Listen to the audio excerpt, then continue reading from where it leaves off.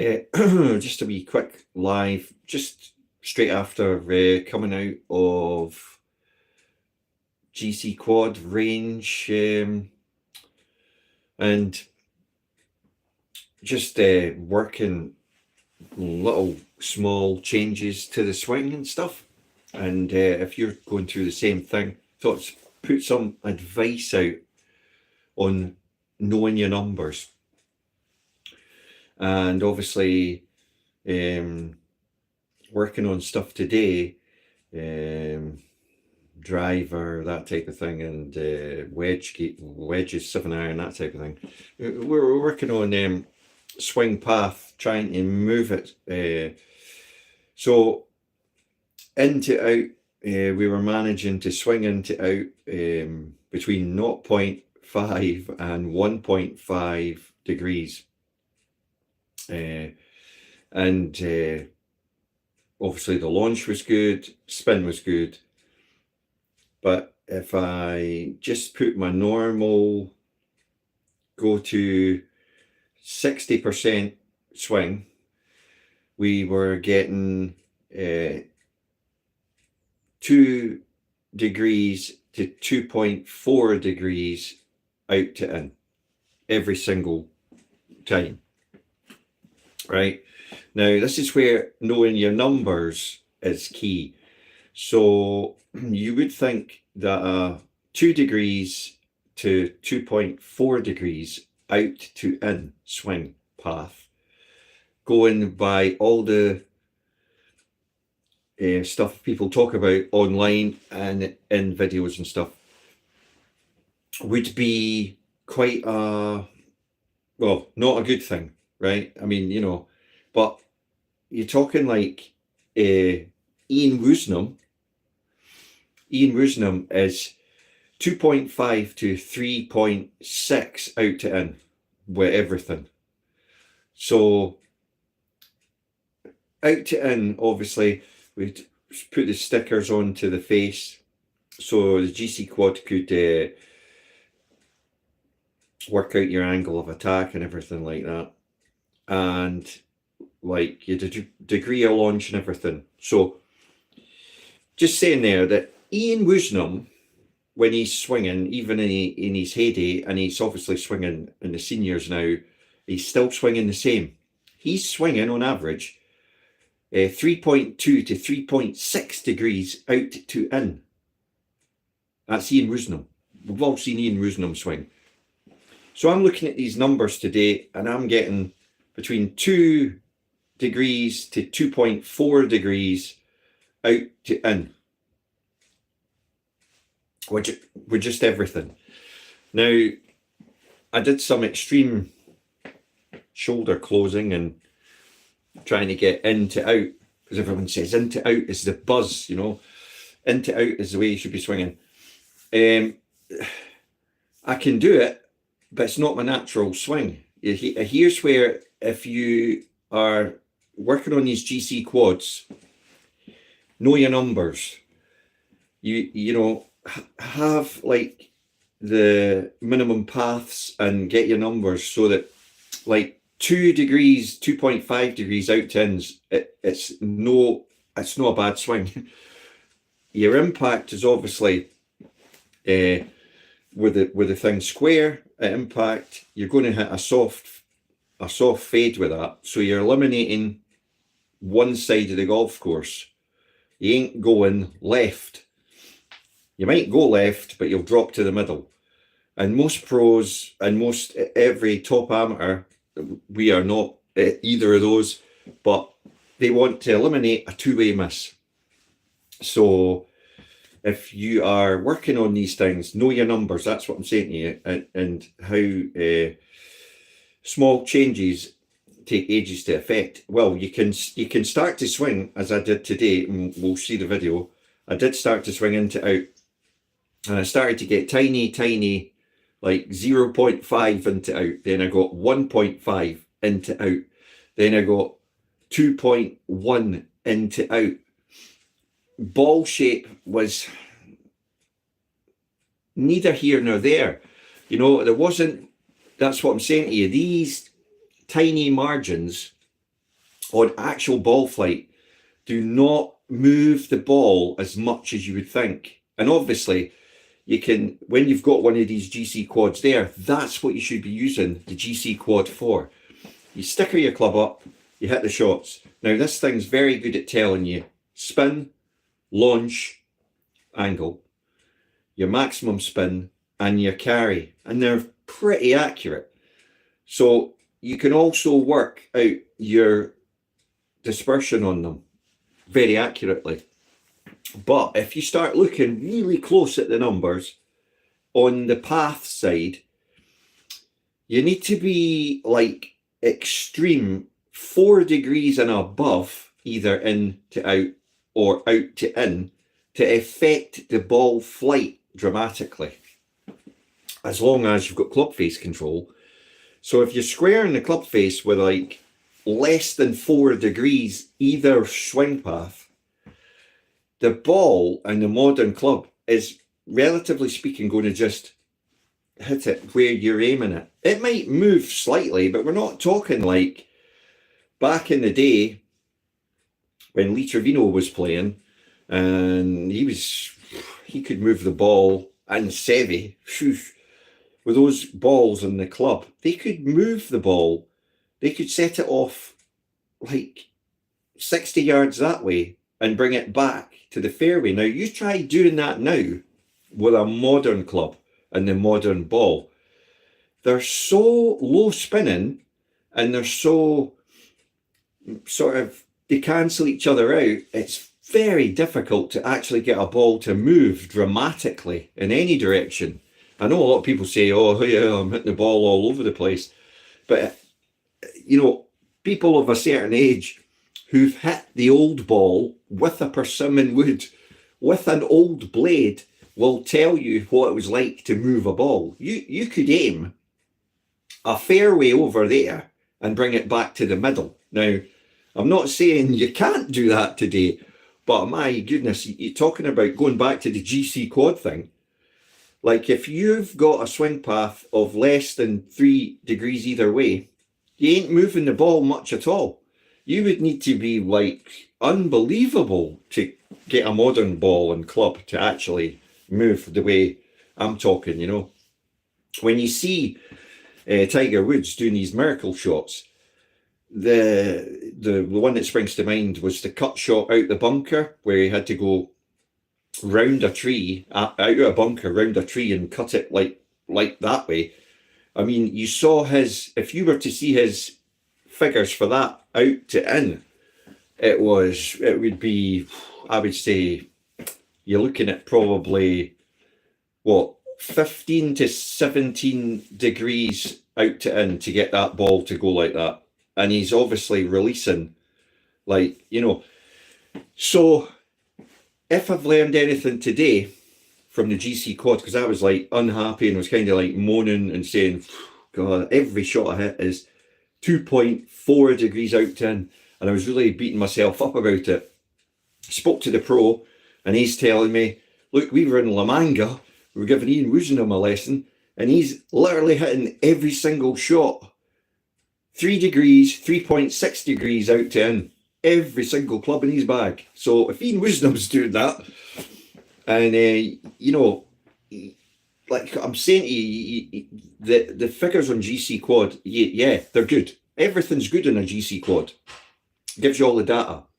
But the problem you've got with them is you can maybe get a wee bit too tied up with the data, you know? Well, when I say tied up, it's confusing. Hang on, somebody's at the door. 2 seconds.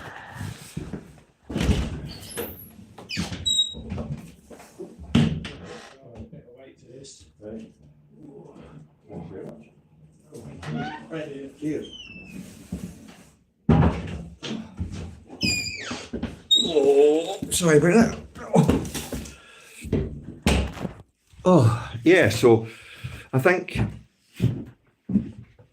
GC quad, everything to do with GC quad, if you're trying to make a change in your golf swing, is a great thing. But tying yourself up in knots about the numbers, and getting like over Well, the key numbers I always look at, just to finalise the live, because we're not going to go for ages. Key numbers I look at, obviously, swing path. You want to kind of have it close to, very few players are 0-0. But if you're keeping it below 4 or 5, that's fine. Backspin, depends what you're hitting, but you want enough backspin to keep it in the air. Launch angle, again, depends what it's hitting. Peak height's a good one to look at as well. Peak height, obviously, is how high your peak trajectory is, and then your drop off and stuff. So, yeah, I look at those numbers. My initial launch angle, you don't want it too low, and you want your backspin to be hovering around 3, because you want the ball to stay in the air. With your irons, the backspin could be a lot higher than that, depending on the iron you're hitting.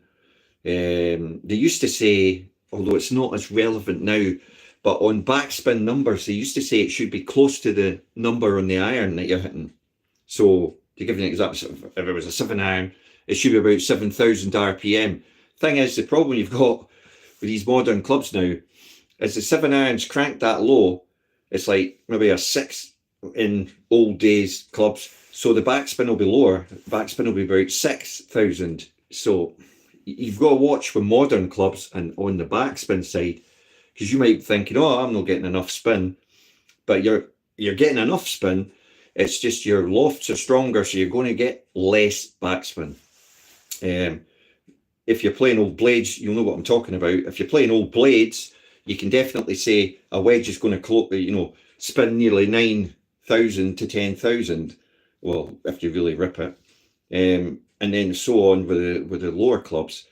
But like I say, initial launch angle, and another key one, if you're hitting a driver, because GC's quad is brilliant for this.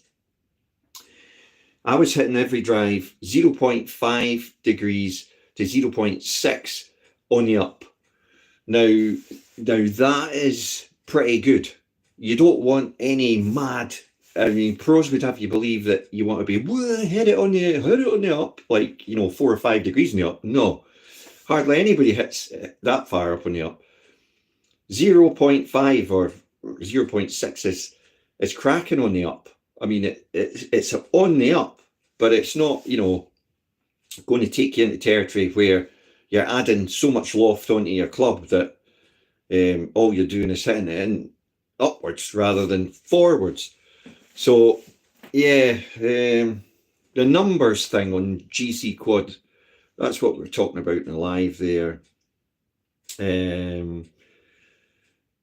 Just, if you've got any queries on your numbers, take a couple of snapshots of your readouts from the GC Quad and just run it by the pro.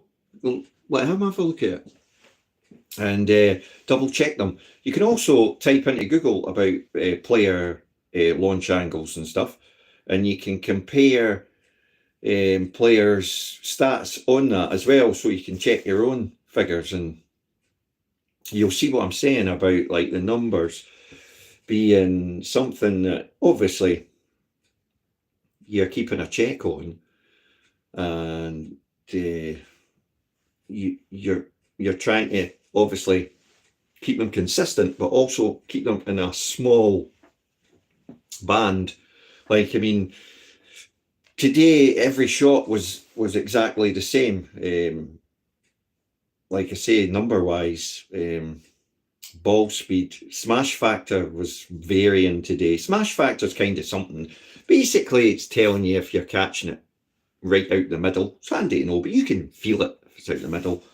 Highest smash factor I got today, 155. I think I got a 157. Lowest I got, but bearing in mind, you get lower smash factors with irons. 145. Again, you know yourself if you're hitting the ball well. You feel it. You feel it up the hands. If you miss the middle, you get a whoop. Well, I've definitely missed the middle. Some of the ones I got exceptionally high smash factors on didn't actually feel like fantastic. So again, you've got to double check all the data as you're going and stuff. But this is not something you would go and take to the course or anything. This is just purely, you've got the time, you're in a GC quad bay and you're just hitting shots, but you're giving yourself like a target, and you're checking your numbers. And I think if you do that every time you practice, checking your numbers, then you can see, because let's be honest here, the way to improve is not to like jump from here to here. The way to improve is like a tiny, tiny, tiny, tiny improvement every time. And it then becomes a bigger improvement. Why am I saying it's better to do that? A small, tiny, tiny improvement every time you play, because that stays with you, rather than if you go from here's your normal swing to I want you to swing like this. As soon as you leave that bay, you're not repeating that again. That was a 5-ball fluke. You'll go back the way. So I think using the GC quad, tiny, tiny checks every time and tiny, tiny improvements over a long period of time will give you a better lasting improvement on your game, and you will notice the improvement. Because obviously, like I say, GC quads are good. They're not infallible, but they give you good numbers on your distance dispersion. So when you go out on the course and you click the yardage, you then can basically, what I'm trying to do is map my total dispersion for each club. I saw one of the guys do it and I thought that is pretty genius. So basically, to make it end this off, if you map every shot you've ever hit with every club, you know where you're aiming and you know where your ball goes. So therefore you can take that to the course. You can aim specifically where you want it to go. You know that the ball's going to drop either to the left or the right of that point where you aim. And you can actually measure it on the GC quad from the line. So you'll know it's either 10 yards, 20 yards, or 30 yards, either left or right. Obviously, more likely to be a one-way miss. With me, it's going to be right. So it might be 10 yards right, 20 yards right, or 30 yards right. But I've aimed here, but my ball's going to definitively land and stop here. So you just aim to hit that target. So you're aiming, and I know this will freak a lot of people out. If I'm aiming here, I'm not aiming here. I'm aiming 30 yards to the left, but my ball's going to land there because I've mapped it. I mean, when you're on the golf course and you're in a GC quad, got completely different things, but you're on a golf course, if you do your swing that you do every time, that ball's going to land in a certain area. So map that area, because who's to say that you need to aim straight at an object to hit it? You know, it's I know if you had like a bow and arrow and you were like wanting to hit something, you would have to aim straight at it. And if we were really that good and we were hitting the ball 100% pure and dead straight every time, that would make you like, you know, better than Tiger, because even he doesn't hit every ball straight. So, but they know that where their aim is, the ball will finish 20 yards, 30 yards, you know. So I think that is the way forward. Small, tiny changes and improvement on ball striking, but also the small and tiny improvements on aim and dispersion, and like actually where to aim. You know, no point in standing there on a tee going, I want to go down over that bunker, when in reality, if you really take your shot shape, right, that you hit every time, you know then that you should be aiming, say, a foot off the left edge of the fairway. The ball will send itself there and then just drop to the middle. And you could do that near enough 100 balls, because that's your natural shape. I think that's better if you can do it than trying to imagine you can hit every single ball dead straight where you're aiming, because if there is someone out there that can do that, let me know. You know, and you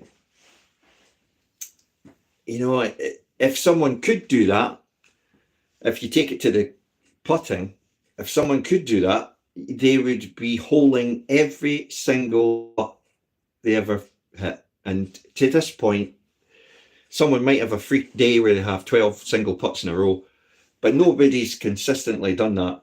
So no one can aim 100% of the time and hit it dead straight 100% of the time. It's impossible. It's a difficult game. So I'm trying to make it easier for me by using the stuff we've got, the GC Quad and and mapping out my, if you like, I'm mapping out my aim point off the tee and off the fairway with each club, so I can work out when I go to the course to play where I'm aiming to hit the target, which might, as I say, well, I guarantee you it's not, I'm not aiming at the target to hit the target, which some of you might disagree with. But anyway, thanks for watching, tuning in. Some of you will catch this a wee bit later.